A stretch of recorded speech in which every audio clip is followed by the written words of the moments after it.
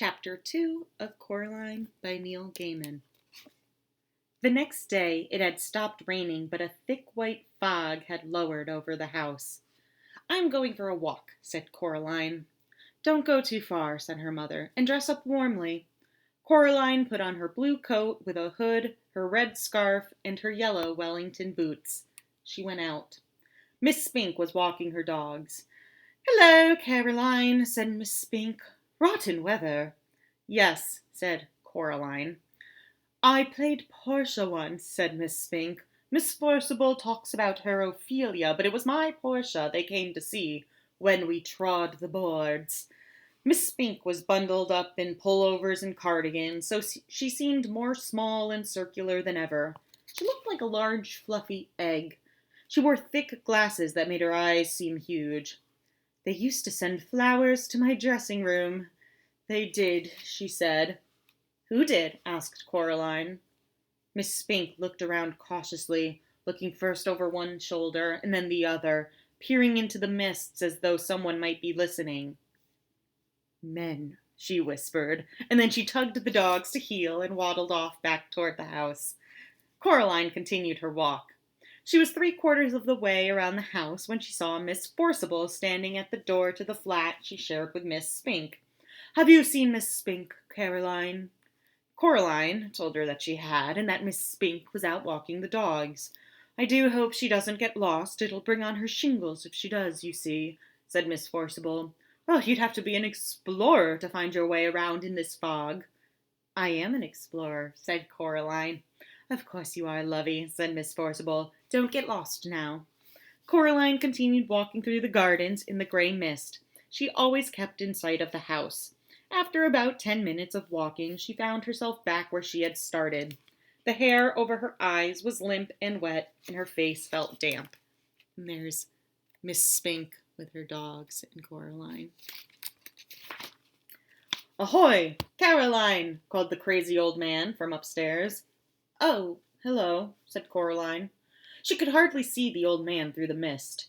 He walked down the steps on the outside of the house that led up past Coraline's front door to the door of his flat. He walked down very slowly. Coraline waited at the bottom of the stairs. "The mice do not like the mist," he told her. "It makes their whiskers droop." "I don't like the mist much either," admitted Coraline. The old man leaned down so close that the bottoms of his mustache tickled Coraline's ear. "The mice have a message for you," he whispered. Coraline did not know what to say to this. "The message is this: don't go through the door." He paused.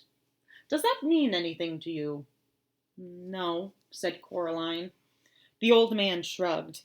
"They are funny, the mice. They get things wrong. They got your name wrong, you know. They kept saying Coraline, not Caroline, not Caroline at all." He picked up a milk bottle from the bottom of the stairs and started back up to his attic flat. Coraline went indoors. Her mother was working in her study. Her mother's study smelled of flowers. "What shall I do?" asked Coraline. "When do you go back to school?" asked her mother. "Next week," said Coraline. Said her mother. "I suppose I shall have to get you some new school clothes. Remind me, dear, or else I'll forget." She went back to typing things on the computer screen. "What shall I do?" repeated Coraline. Draw something." Her mother passed her a sheet of paper and a ballpoint pen. Coraline tried drawing the mist. After 10 minutes of drawing, she still had a white sheet of paper with M-I-S-T written on it in one corner in squiggly letters. She grunted and passed it to her mother. Very modern, dear," said Coraline's mother. Coraline crept into the drawing room and tried to open the old door in the corner. It was locked once more. She supposed her mother must have locked it again. She shrugged. Coraline went to see her father. He had his back to the door as he typed. "Go away," he said cheerfully as she walked in. "I'm bored," she said. "Learn how to tap dance," he suggested without turning around. Coraline shook her head. "Why don't you play with me?" she asked. "Busy," he said. "Working," he added. He still hadn't turned around to look at her. "Why don't you go and bother Miss Spink and Miss Forcible?" Coraline put on her coat and pulled up her hood and went out of the house. She went downstairs. She rang the door of Miss Spink and Miss Forcible's flat. Coraline could hear a frenzied woofing as the Scotty dogs ran out into the hall. After a while, Miss Spink opened the door. "Oh, it's you, Caroline," she said. "Angus, Hamish, Bruce, now down, now, lovies. It's only Caroline. Come in, dear. Would you like a cup of tea?" The flat smelled of furniture polish and dogs. "Yes, please," said Coraline. Miss Spink led her into a dusty little room, which she called the parlor. On the walls were black and white photographs of pretty women and theater programs in frames. Miss Forcible was sitting in one of the armchairs, knitting hard. They poured Coraline a cup of tea in a little pink bone china cup with a saucer. They gave her a dry biscuit to go with it. Miss Forcible looked at Miss Spink, picked up her knitting, and took a deep breath. "Anyway, April, as I was saying, you still have to admit there's life in the old dog yet. Miriam, dear, neither of us is as young as we were." "Madame Arcati," replied Miss Forcible, "the nurse in Romeo, Lady Bracknell, character parts. They can't retire you from the stage." "Now, Miriam, we agreed," said Miss Spink. Coraline wondered if they'd forgotten she was there. They weren't making much sense. She decided they were having an argument as old and as comfortable as an armchair. The kind of argument that no one ever really wins or loses, but which can go on forever if both parties are willing.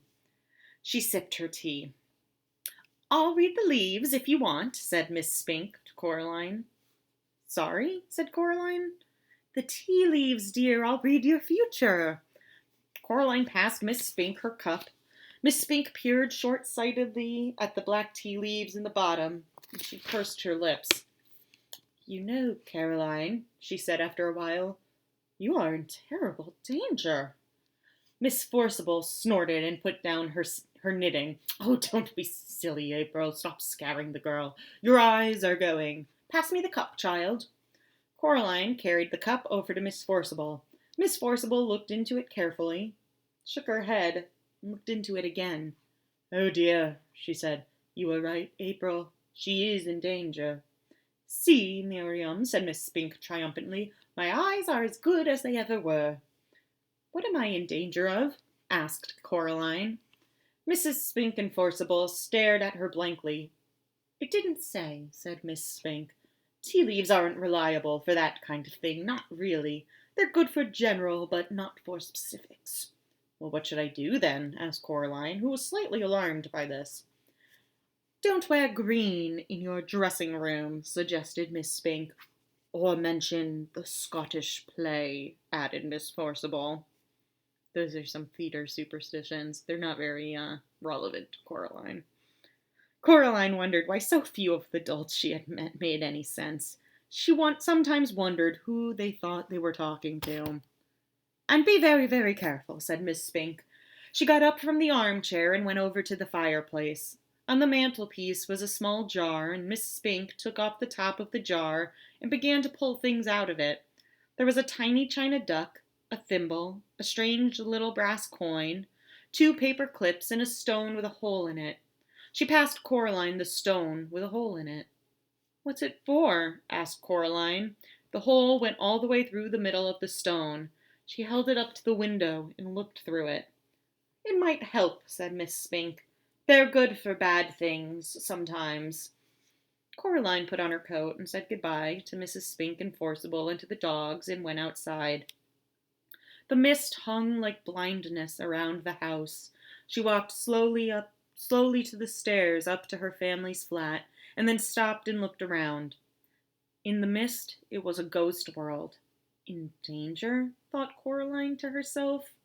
It sounded exciting. It didn't sound like a bad thing. Not really. Coraline went back upstairs, her fist closed tightly around her new stone. Thank you for joining me for Chapter 2 of Coraline. See you next week for Chapter 3.